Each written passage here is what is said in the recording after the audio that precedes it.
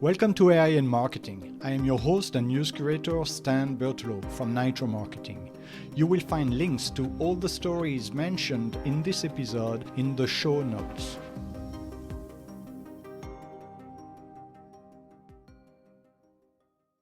Hello, this is Nia, your voice for today's headlines. It's Monday, March 30. Here is what we are covering.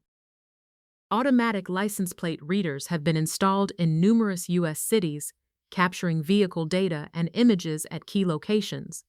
These systems, now enhanced with artificial intelligence, create extensive databases that can be integrated with law enforcement data. This development raises concerns about privacy and civil liberties, especially as these systems are used to monitor immigrant and transgender communities and protests. Originating in the 1970s in the UK, these systems have expanded globally, with U.S. Customs and Border Protection adopting them in 1998.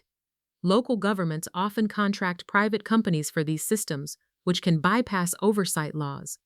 AI integration has increased their reach, allowing for real-time alerts to law enforcement. Companies like Flock Safety claim crime reduction benefits, but peer-reviewed studies show limited evidence of effectiveness in reducing violent crime. The technology's costs are significant, with cities like Johnson City, Tennessee, and Richmond, Virginia investing millions. Critics argue that these systems contribute to techno-solutionism, where technology is seen as a solution to complex issues. The lack of federal data protection laws in the U.S. allows for potential misuse of collected data. Civil liberties groups have long warned about these surveillance tools, and some states are considering regulations to limit their use. Grassroots movements like DeFlock aim to resist their deployment and advocate for stronger oversight. Next, the documentary The AI Doc, or How I Became an Apocalyptimist, explores the dual nature of artificial intelligence, presenting both its potential and its risks. Directed by Daniel Roher and Charlie Tyrell, the film features interviews with tech leaders like Sam Altman of OpenAI, Dario Amodei of Anthropic, and Demis Hassabis of DeepMind. Despite the high-profile access, the documentary critiques these executives for offering familiar, unchallenged narratives about AI's future. Roher's personal concerns about AI's impact on future generations frame the film as he anticipates the birth of his son. The documentary includes insights from Tristan Harris of the Center for Humane Technology, who warns of AI's potential to disrupt traditional education. While the film provides a comprehensive overview of AI, it is criticized for not thoroughly questioning the optimistic claims of tech leaders. The documentary suggests that the public, rather than executives, should guide AI's development.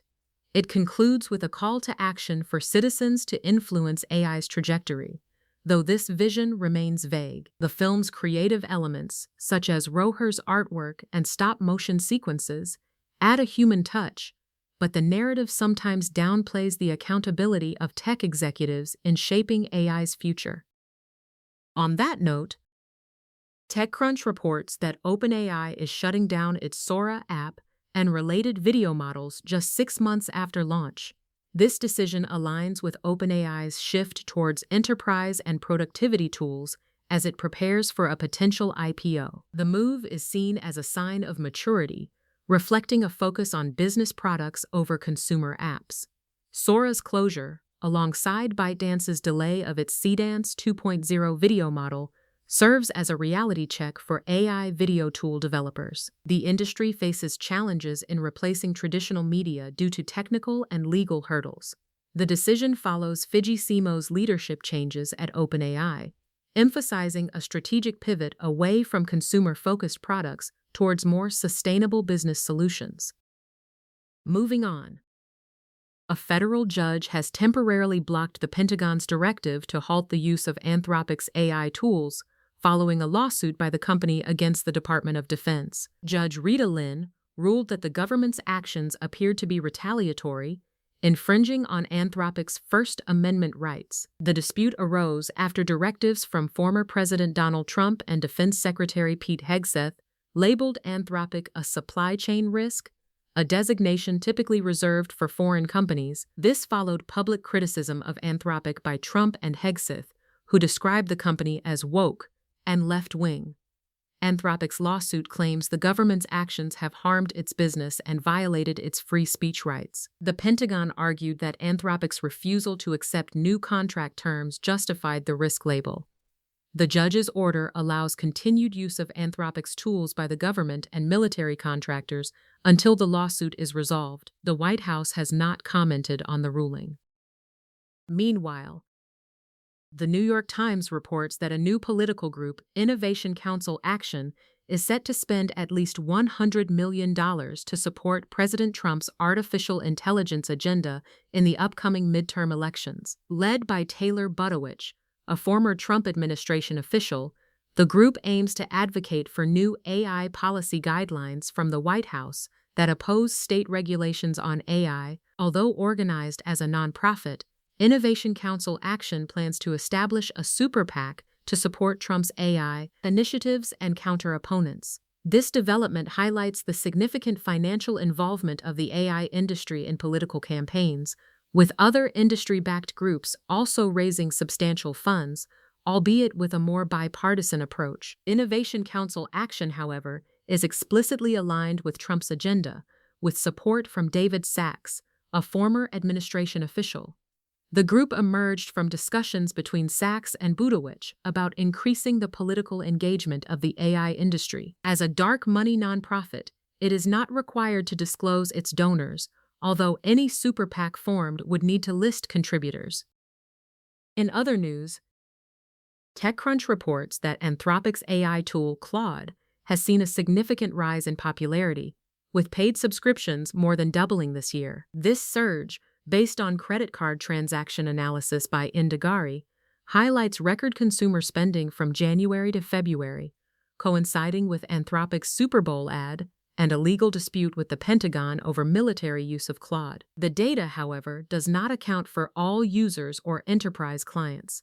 Anthropic has not disclosed exact user numbers, with estimates ranging from 18 to 30 million. Additionally, Anthropic is considering an IPO, potentially raising over $60 billion, following a recent valuation of $380 billion. The company has also doubled usage limits during off-peak hours to manage demand.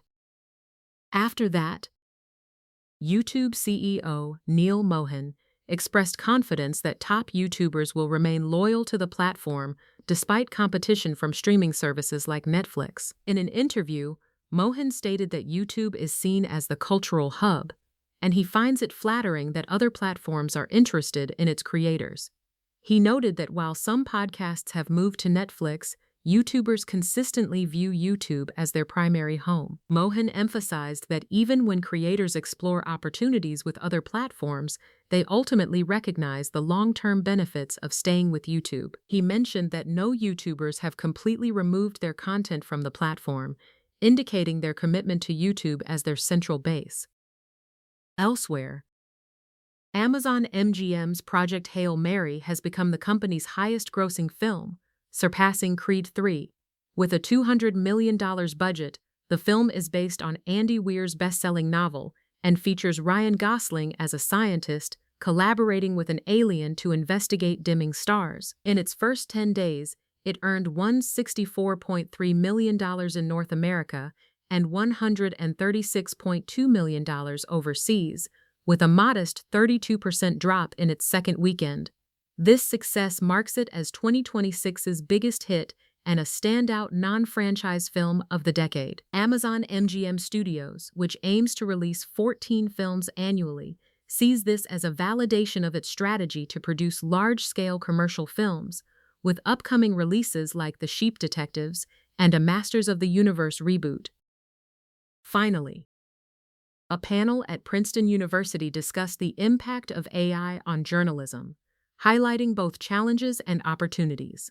Moderated by Pulitzer Prize-winning journalist Eliza Griswold, the event featured insights from journalists and researchers. Hilke Schellman noted AI's role in spreading misinformation and eroding trust in journalism, while Dylan Friedman emphasized AI's limitations in producing original content.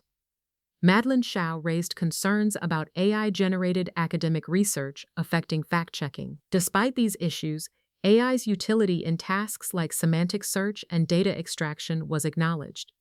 Anjanette Delgado shared how AI aids local news reporting by streamlining data collection. The panel also addressed deepfakes, with Friedman illustrating AI's potential for creating convincing fake content.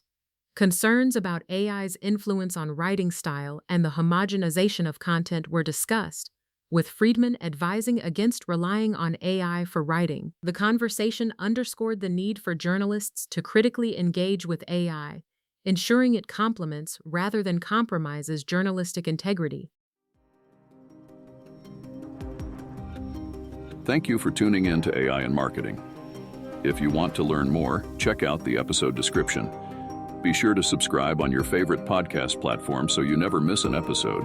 Contact us to learn how to launch your own AI-generated podcast at nitromarketing.com. That's NYTRO marketing.com. See you tomorrow for more AI and tech news.